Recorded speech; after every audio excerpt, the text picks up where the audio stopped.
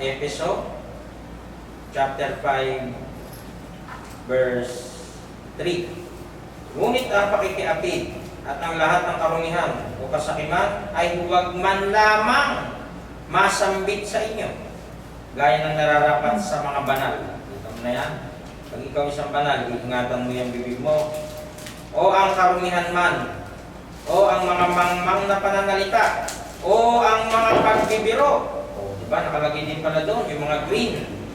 Na di nararapat, kundi kayo'y magpasalamat, sapagkat talastas ninyong lubos na sino mang mapakiapid, mahalay, masaking, na isang mapagsamba sa mga Diyos-Diyosan ay walang anumang mamanahin sa kaharian ni Kristo at ng Diyos. Huwag kayong madaya ng sino man sa mga salitang walang kabuluhan. Tama na? Ayaw ng Diyos yun. At marami ang sangkot sa ganyan na mga Kristiyano na hindi napipigil ang kanilang mga bibig na lumilikha ng pagtatalo-talo sa iba. Ito yung binabanggit natin kanina na bakit may hiningi ako sa Diyos, hindi naman binigay. Ito po yun. Kayo nagsisihingi at hindi kayo nagsisitangga. Sapagkat nagsisihingi kayo ng masama. Akala natin mabuti, yung pala sa Diyos masama pala yun. Para saan daw? Upang gugulin sa inyong mga kalayawan. Siya lang kasi makasasagot nun kung ano yung ayaw niyang ibigay sa atin. Ano po? Nakala natin ay mabuti, yun pala. Hindi mo nakikita, may tatakbuhin pa yung panahon. Pag binigay ko sa iyo dito, pagdating mo dito sa time na to, mamamatay ka, hindi ko nabibigay. O hindi naman natin alam yun. Di ba ba? Diyos lang naman ang nakakaalam nun. Kaya nga, laging parang binabanggit natin yan. When you ask, you do not receive, because you ask with wrong motives. Ayun, no? That you may spend what you get on your pleasures. Meron namang mga tao, kahit masama, nangyayari sa kanya yun. Ano?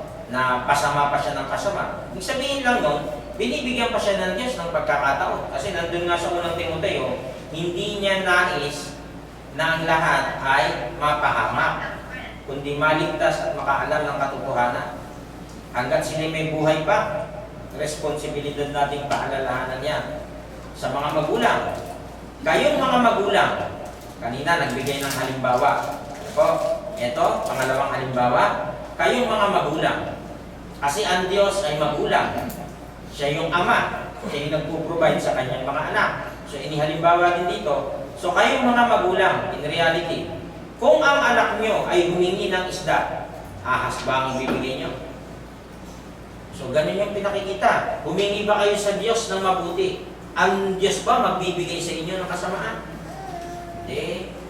Siyempre, kung ano yung hiningi mo sa Diyos, iaano niya pa yan, kung ibibigay sa iyo, hindi, yung nakalagay doon kanina. Now, suppose one of your fathers is asked by his son for a fish, he will not give him a snake, instead of a fish will he. At kung humingi siya ng itlog, alakdan ba ang ibibigay ninyo? Bakit ano ba yung alakdan? Makakamatay. Di po ba? Or if he asks for an egg, he will give him a scorpion. Sinong magulang ang gagawa nun? Parang ganito. Yung pamangkin ko si Jacob, halimbawa, humihingi ng kutsilyo, 2 taong gulang, bibigyan ko ba? Sinong magbibigay ng gano'n? Ay, naman ng magulang nito. Alam mo masasaktan, alam mo matutusok, alam mo masusugatan, alam mo mahihiwag, bibigay mo, yung makakamatay yung bagay. So, ganun yung Diyos na inilalarawan dito. Kung kayo ay nagsabi sa Diyos, alam naman bigyan kayo ng Diyos ng masama. Yun ang sinasabi. Kung meron tayong hinihingi sa Diyos, syempre ipagkakaloob niya in time. Huwag tayong mainit. Kumbaga, sinisigurado hindi magbibigay ang Diyos ng masama, kundi ng mabuti. Tingnan niyo po ang sabi. Kung kayong masasama, di ba, ay marunong magbigay ng mabubuting bagay sa mga anak ninyo. Masasama yan, ha? Sinasabi niya, nagbibigay sa anak. Gaano pa kaya ang inyong amang nasa langit? Ibibigay niya ang banal na Espiritu sa mga humihingi sa Kanya. Guidance yun. Enlightened yun. Pag binigyan ka ng gano'n, na laging yung isip mo, mabuti yung nilalaman. Tingnan nyo nga po yan. Kung yan daw masasama, marunong magbigay ng mabubuting bagay. Eh gaano pa ang Diyos na napakabuti? Bibigyan ka ba ng Diyos ng masama? Lagi nila kasing may mga naririnig tayo, napapanood ko din yan sa YouTube na ang tumitira nito, yung mga Muslim, tinitira yung mga Kristiyano na masama daw yung Diyos natin. Mga ganun. Ayoko na magbanggit ng mga kasi maraming nagbabash, maraming kung ano-ano ang sinasabi. Lahat daw ba ng mga sinabi ni Pablo dapat gawin ng Kristiyano? Eh, utos ng utos ng Diyos to yung sinabi ni Pablo ayon sa unang Korinto. Kaya siyempre, sulat ni Pablo to, sulat nila Lucas, hindi gagawin siyempre ng isang mananampalataya. So, ganun yung ipinapakita na kung paano itong masasamang mga magulang marunong magbigay ng mabuting bagay. Eh di lalo na ang Diyos na mabuti, mabuti rin ang ibibigay. So if you sinful people know how to give good gifts to your children, how much more will your Heavenly Father give the Holy Spirit to those who ask Him?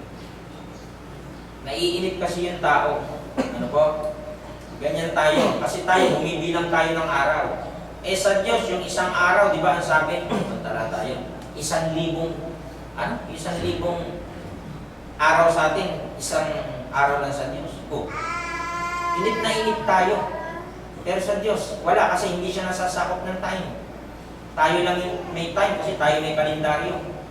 O bukas, anong date na? 5 na agad. Kapapasok lang ng January, February na. Handa-handa na tayo, sinisipon na. Mag-iinit na naman. Gusto po. Ano po? 365 days na naman, 66 days na naman, bubunuhin natin to. Gabayan tayo ng Panginoon. Bawas na nga eh. Sabi natin yung nakaraan. The meaning is that there will be receiving, finding, and opening of doors for the one who asks, seeks, and knocks according to God's will.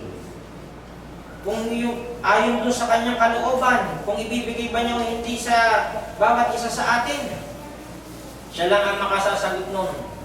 We can trust the Heavenly Father to give what is suited to fulfill one's needs. Our part is to be open to God. Sabihin mo sa Diyos, Panginoon, ganito. Nai-stress ka ba? Di sabihin mo sa Diyos kung sino nagpapa-stress sa'yo. May problema ka ba? Di sabihin mo sa Diyos kung ano yung pinoproblema mo, isama mo sa panalangin. Nasabi kanina, unang-una sa lahat, manaing, manalangin, mamagitan, magpasalamat, sabi ni Pablo. Kaya sabi nga din, huwag niyo sasabihin dun sa mga dabarkads niyo at i-chismis kayo niyan. Sa Diyos tayo magsabi. Paano sasabihin? Sa panalangin. Ano ba? Muli itinuturo sa atin sa Mateo 6:1. Ayan. Ang turo tungkol sa pagbibigay. Related po ito doon kasi di ba binigyan niya yung kaibigan niya na nangangailangan. Ang sabi dito sa 6:1, mag-ingat kayo at baka ang paggawa ninyo ng mabuti ay pakitang tao lang. Ayaw pala ng Diyos nyo. Kita nyo, dami nagbablog. O hindi ko tinitira yung nagbablog ha. Sasabihin lang natin yung totoo. Binigyan kita ng 50,000. Like and share. Nakikita rin ako dyan sa like and share. O, naka-live. Diba? Tinulungan ko si ganito. Yan bang paggawa mo na yan? Pakitang tao lang ba yan? O gusto mo lang na ikaw ay subaybayan para maraming points, maraming earning? Ganun ba? Ayan talata o. Mag-ingat kayo, sabi sa mga Kristiyano. Baka ang paggawa ninyo ng mabuting pakitang tao lang. Sapagkat kung ganyan ang ginagawa ninyo, wala kayong matatanggap na gantimpala mula sa inyong amang nasa langit. Paalala to sa atin. Baka may mahilig dito mag-vlog. Diba? O paalala yan. Na pag ikaw gumawa ng mabuti, gano'n na lang. Huwag nang showy masyado. Ano ba? Ayaw pala ng Diyos yung gano'n. Eh, yung talata o. Nakalagay. Be careful not to do your act of righteousness before men. Kaya ka nagpapakitang gilas para sa tao. To be seen by them. If you do, you will have no reward from your Father in heaven.